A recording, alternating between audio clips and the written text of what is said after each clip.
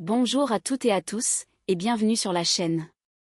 Aujourd'hui, nous vous emmenons au cœur du résumé complet et détaillé d'Ici tout commence, en avance, avec l'épisode 1333, un épisode charnière, où les apparences de calme masquent des failles profondes, et où chaque décision, même silencieuse, laisse une trace durable. À l'Institut Auguste Armand, la tempête semble s'être apaisée. Rose est sortie de l'hôpital. Les regards se veulent rassurants, les sourires reviennent peu à peu, comme si tout pouvait enfin reprendre son cours. Mais sous cette surface apaisée, quelque chose demeure fragile. Les mots tentent de réparer, sans toujours y parvenir. Et certains silences pèsent plus lourd que les aveux. Colline, elle, n'arrive plus à parler. La culpabilité l'enferme, l'isole, la coupe des autres. Dans les cuisines, chaque geste est précis, maîtrisé mais le cœur n'y est plus. La brigade de Noël, censée rassembler, révèle au contraire des fractures béantes. Les regards évités, les phrases retenues, les excuses trop tardives, tout indique que quelque chose s'est brisé, peut-être pour longtemps. César tente de prendre du recul, persuadé qu'il vaut mieux s'effacer que de faire plus de dégâts. Mais peut-on vraiment fuir quand on fait partie d'une équipe ? Face à Clotilde, il va devoir comprendre que dans ce métier, on ne choisit pas toujours le moment de partir, surtout quand les autres comptent encore sur vous. Pendant ce temps, loin des tensions visibles, un combat plus intime se joue en silence. Joséphine voit Lou vaciller. Elle sent son inquiétude, sa culpabilité, sa peur pour sa sœur. Et face à cette détresse, Joséphine refuse de rester spectatrice. Pour réunir un frère et une sœur à Noël, elle est prête à franchir une frontière dangereuse, là où l'aide se transforme en attachement, et où la générosité peut devenir un piège émotionnel. Car aider, parfois, c'est aussi risquer de se perdre soi-même. Et comme si les tensions humaines ne suffisaient pas, le mariage de Carla et Bérénice s'enlise dans une succession d'obstacles absurdes et angoissants. Aucun lieu ne se libère, les signes s'accumulent, la superstition s'invite là où l'on ne l'attend pas jusqu'à la disparition des alliances, qui fait vaciller toutes les certitudes. Entre rire nerveux et panique réelle, une question s'impose, jusqu'où faut-il aller pour sauver ce qui compte vraiment ? Dans cet épisode 1333, rien n'explose vraiment mais tout menace de s'effondrer. Les décisions sont lourdes, les non-dits s'accumulent, et chacun avance à tâtons, coincé entre ce qu'il ressent et ce qu'il croit devoir faire. Alors installez-vous, prenez le temps d'écouter, de ressentir. Car aujourd'hui, dans Ici tout commence, ce ne sont pas les cris qui font le plus de bruit mais les silences. Joséphine se démène pour Lou. La tension retombe enfin à l'Institut après des jours d'inquiétude. Rose est sortie de l'hôpital. Encore un peu fatiguée, mais souriante, elle retrouve ses proches avec cette dignité calme qui la caractérise. Face à Carla, elle se veut rassurante. Tout va bien maintenant. Vraiment. Il faut arrêter de s'inquiéter. Carla la serre dans ses bras, soulagée, mais l'émotion est encore vive. Non loin de là, Colline observe la scène, rongée par la culpabilité. Elle finit par s'approcher, les yeux embués. Rose, je suis désolée. Tout ça, c'est de ma faute. Si j'avais réagi plus tôt, si j'avais mieux fait les choses. Rose l'interrompt doucement, mais fermement. Stop, Colline. Tu dois arrêter de te culpabiliser. La vie ne fonctionne pas comme ça. Tu n'es pas responsable de tout ce qui arrive aux autres. Ces mots, bienveillants mais clairs, touchent Colline en plein cœur. Pourtant, ils ne suffisent pas à apaiser totalement son malaise. Elle hoche la tête, sans vraiment y croire. Un peu plus tard, une autre décision vient bouleverser l'équilibre fragile de la brigade. César annonce qu'il se retire de la brigade de Noël. Le ton est calme, mais déterminé, il a besoin de prendre du recul, de se recentrer. La nouvelle laisse un vide immédiat dans l'organisation. Conséquence directe, Colline se retrouve à devoir cuisiner avec Gaspard. Pas par choix. Par nécessité. Dans la cuisine, l'ambiance est lourde, presque glaciale. Les gestes sont mécaniques, précis, mais aucun mot ne dépasse. Colline ne regarde ni Gaspard, ni Bérénice, qui travaillent un peu plus loin. Elle n'a plus rien à leur dire. Ni reproche. Ni confidence. Ni même de colère. Juste un silence épais, chargé de tout ce qui n'a pas été dit et de tout ce qui fait désormais trop mal pour être formulé. Gaspard tente bien un regard, une ouverture, mais Colline se ferme complètement. Elle cuisine, elle avance, elle encaisse comme si parler risquait de tout faire exploser. Dans cette brigade de Noël censée rassembler, les fractures sont plus visibles que jamais. Et Colline, elle, semble plus seule que jamais au milieu des autres. Dans la cuisine encore calme de l'Institut, Anouk et Lou s'activent en rythme, bercés par des chants de Noël diffusés en fond sonore. L'ambiance est légère, presque réconfortante. Entre deux éclats de rire et quelques fausses notes chantées à tue-tête, ils travaillent sur une création audacieuse, une bûche iodée, mêlant finesse marine et esprit festif. Franchement, si ça marche, on va surprendre tout le monde, lance Anouk, enthousiaste. Lou acquiesce, concentré, mais visiblement apaisé par ce moment simple, loin des tensions récentes. C'est alors que Joséphine passe la tête par la porte de la cuisine. Elle observe la scène, sourit, puis s'approche doucement. Ça sent Noël et la bonne idée, glisse-t-elle. Mais dès que la conversation glisse vers Taï, la sœur de Lou, quelque chose se referme en lui. Son regard se durcit, son corps se crispe. J'aurais dû lancer les démarches plus tôt, lâche-t-il finalement, la voix basse.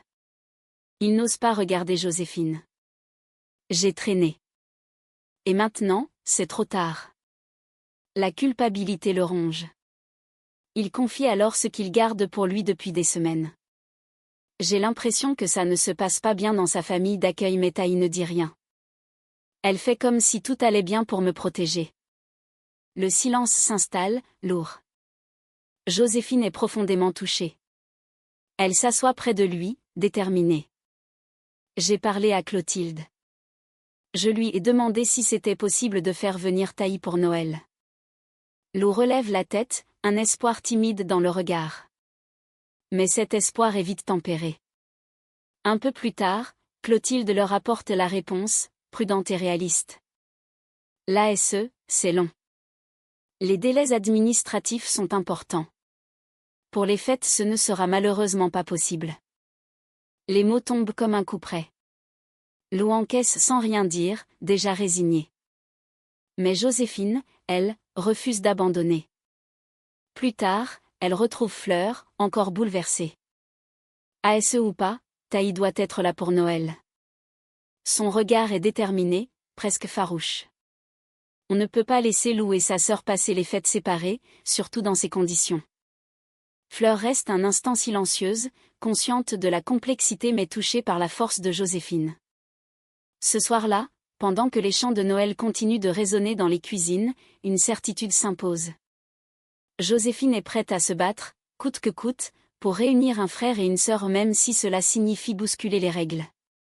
Dans un couloir de l'Institut, Bérénice rattrape Colline.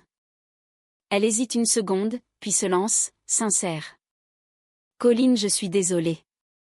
Vraiment. Je n'aurais pas dû intervenir comme je l'ai fait. Mais Colline ne s'arrête même pas. Son visage est fermé, presque impassible. Laisse tomber, Bérénice. J'ai plus envie d'en parler. Chaque mot est sec, définitif. Bérénice reste seule au milieu du couloir, consciente qu'elle est arrivée trop tard et que la blessure est plus profonde qu'elle ne l'imaginait. Un peu plus loin, à la cafétéria, Léonard tente d'apporter un peu de légèreté.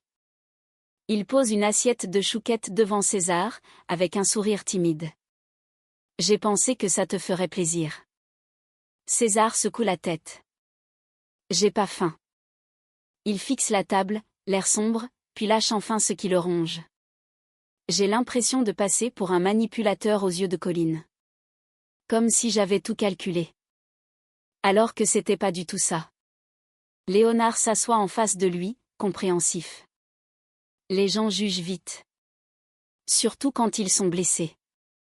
Mais César n'est pas rassuré. Il sait que, cette fois, quelque chose s'est brisé. Dans son bureau, Clotilde convoque César. Son regard est ferme, mais pas dur. J'ai appris que tu voulais quitter la brigade de Noël. César hoche la tête. Je pense que c'est mieux comme ça. Clotilde se redresse. Non. Tu ne démissionnes pas. Elle marque une pause, appuie ses mots. Dans ce métier, on ne fuit pas à la première difficulté.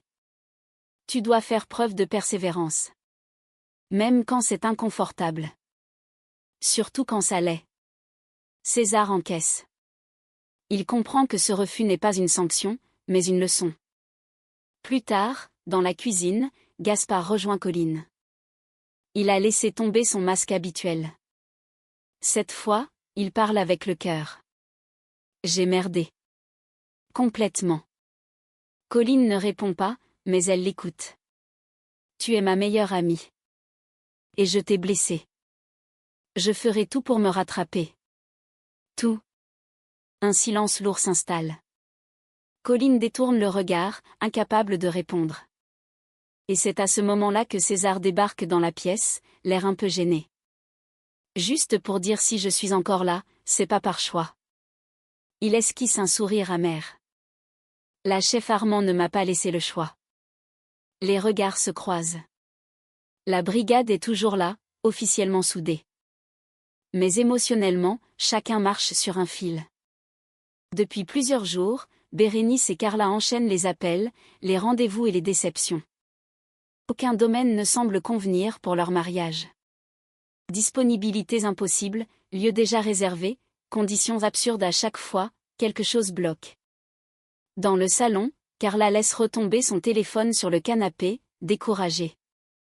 C'est pas possible, on dirait que l'univers entier est contre nous. Bérénice tente de relativiser, mais la fatigue commence à se lire sur son visage.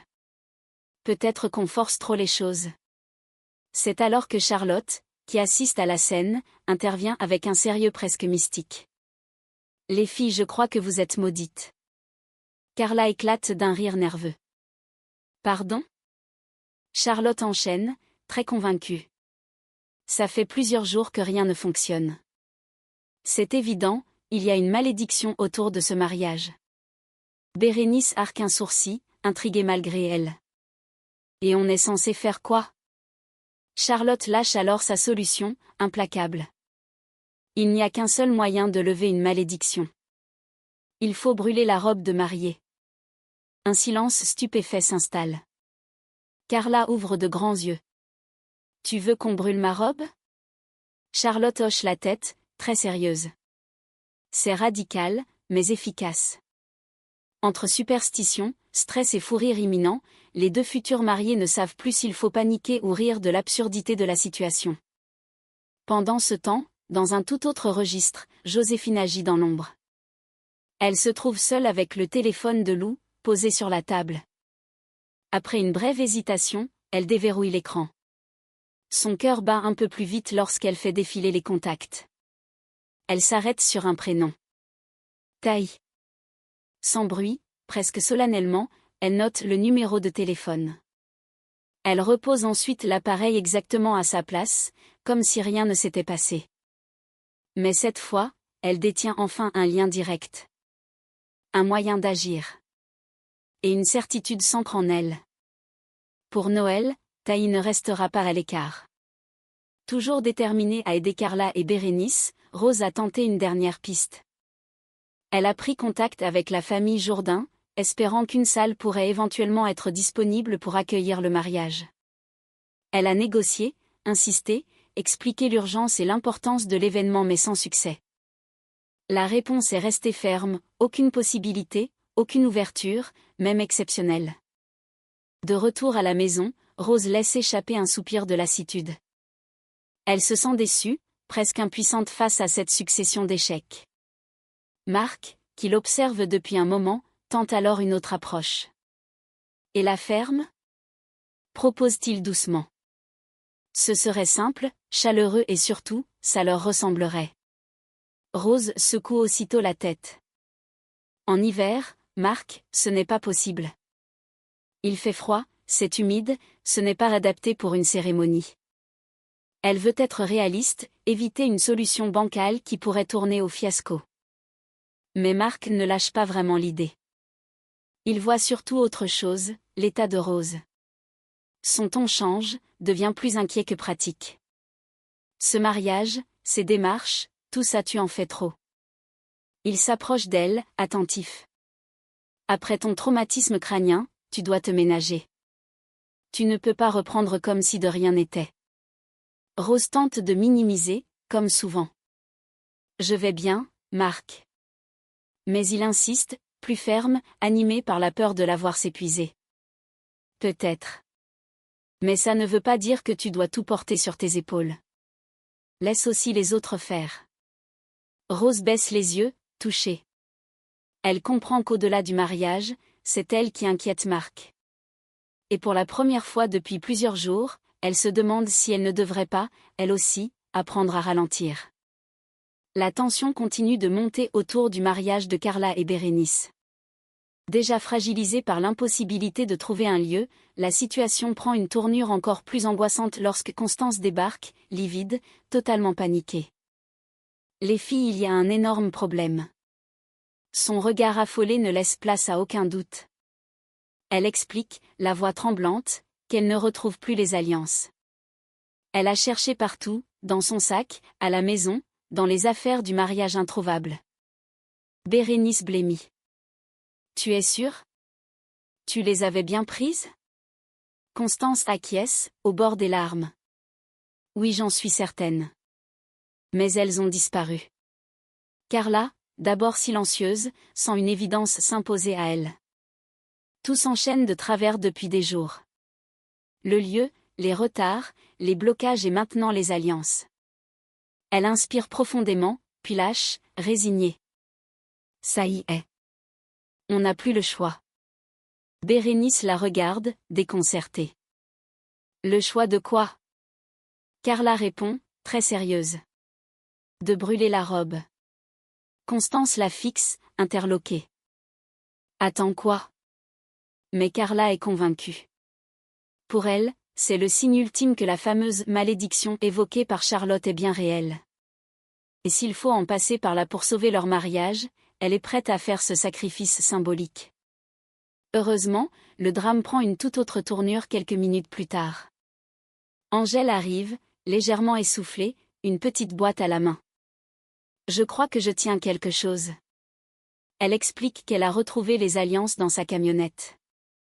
Elles avaient glissé au sol, sans doute quand Constance était montée pour récupérer du matériel. Sans s'en rendre compte, elle les avait fait tomber. Un silence puis un immense soulagement. Bérénice ferme les yeux, soulagée. Constance pousse un long soupir, presque en larmes. J'ai cru que j'allais faire une crise cardiaque. Carla regarde les alliances, encore sous le choc, puis lâche. Bon. La robe peut survivre pour cette fois. Tout le monde éclate de rire. La tension retombe enfin, même si une chose est sûre. Ce mariage aura été un véritable parcours du combattant, jusqu'au dernier moment. À l'écart de l'agitation de l'Institut, Joséphine retrouve Fleur dans un coin calme, presque à l'abri des regards.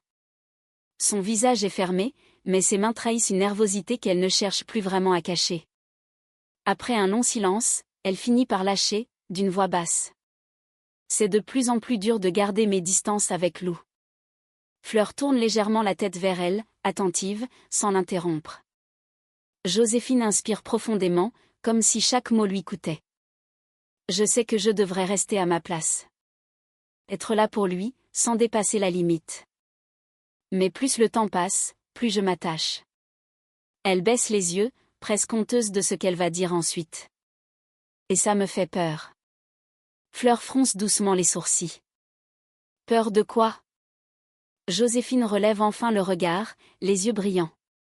Quand je suis en couple, je deviens dépendante affectivement. J'ai toujours cette angoisse, celle d'être abandonnée. Sa voix tremble légèrement. J'ai l'impression que si je m'attache trop, je finis par m'effacer pour l'autre. Par vivre à travers lui. Et je ne veux plus jamais revivre ça. Fleur reste silencieuse quelques secondes, touchée par cette sincérité à vif. Le fait que tu en sois consciente, c'est déjà énorme, Jo. Murmure-t-elle enfin. Ça veut dire que tu peux faire autrement. Joséphine esquisse un sourire fragile, sans réelle certitude. Peut-être mais avec Lou, c'est compliqué. Il est vulnérable, il a besoin de soutien et moi, j'ai du mal à savoir où m'arrêter. Fleur pose doucement une main sur la sienne. Tu n'es pas obligé de tout porter. Ni de te perdre pour aider quelqu'un. Joséphine hoche la tête, consciente que la frontière est mince. Elle sait une chose, pourtant. Si elle ne fait pas attention, ce lien pourrait devenir aussi beau que dangereux.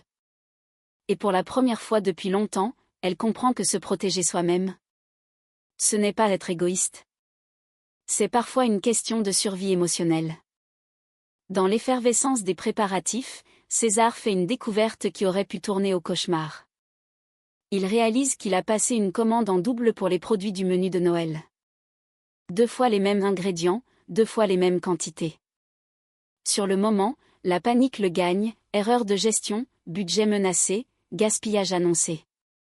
Il en parle aussitôt à Colin, s'attendant au pire. Mais contre toute attente, son visage s'illumine. « Attends, mais c'est une super nouvelle !» s'exclame-t-elle. César la regarde, interloqué. « Une super nouvelle ?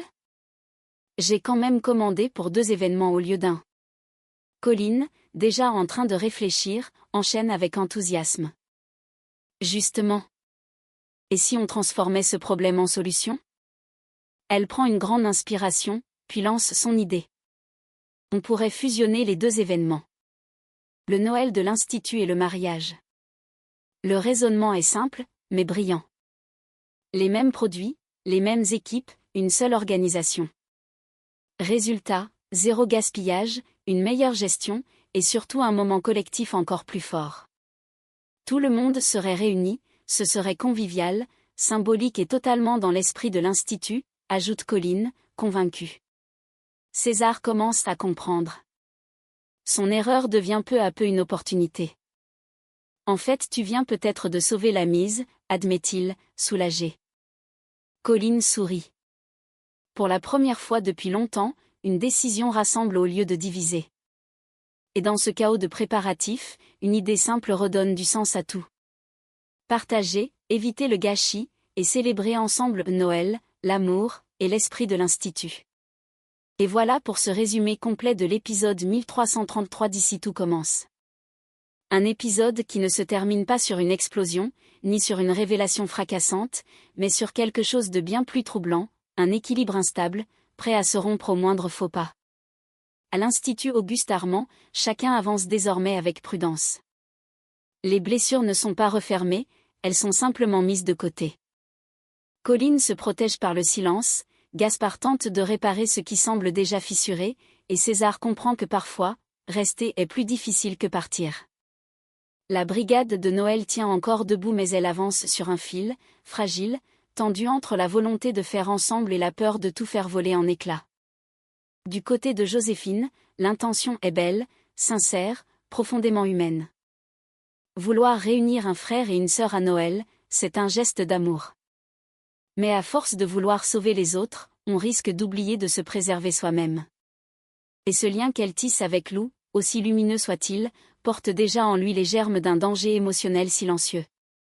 Quant à Carla et Bérénice, leur mariage devient le symbole parfait de cet épisode, un projet d'amour mis à l'épreuve par les obstacles, le doute et la peur de tout perdre. Les alliances retrouvées n'effacent pas la fatigue accumulée, ni la sensation que, parfois, aimer demande plus de courage qu'on ne l'imagine. Dans cet épisode 1333, Ici tout commence nous rappelle une chose essentielle. Les moments les plus décisifs ne sont pas toujours les plus bruyants. Ils se jouent dans les silences, dans les regards évités, dans les choix que l'on fait quand personne ne regarde.